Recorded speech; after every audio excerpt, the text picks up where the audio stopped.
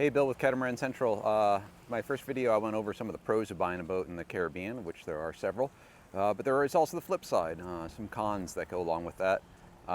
One of them is it's just harder to get down here than going to look at a boat in Fort Lauderdale or Charleston or Annapolis. You're often traveling internationally, so you got to deal with customs and all that stuff. One thing that we do to get around that often is if we're working with the buyer, we zero in on a boat, maybe do a virtual tour of the boat if there's somebody on island that can do that.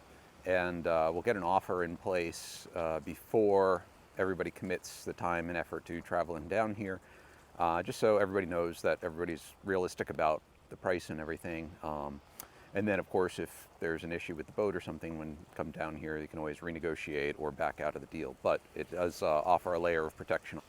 One of the other cons to getting a boat in the Caribbean is the tropics just wear on boats harder, whether that's UV degradation of canvas and gel coat, things like that, to corrosion on metal parts, even some mildew. That's not to say that every boat has that, but some boats do end up getting, kind of forgotten about in a boatyard and can have issues after sitting for a long time.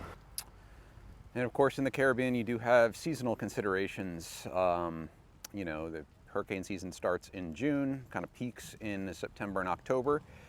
So if you are buying a boat kind of in that period down here, you either want to make sure that either it's already stored and has plans for storage, or you may be faced with a real quick passage to get out of the hurricane belt, maybe back to the States or down to Grenada, somewhere out of the belt. But of course, you've got to find insurance for that too, and that's always a difficult time that time of year.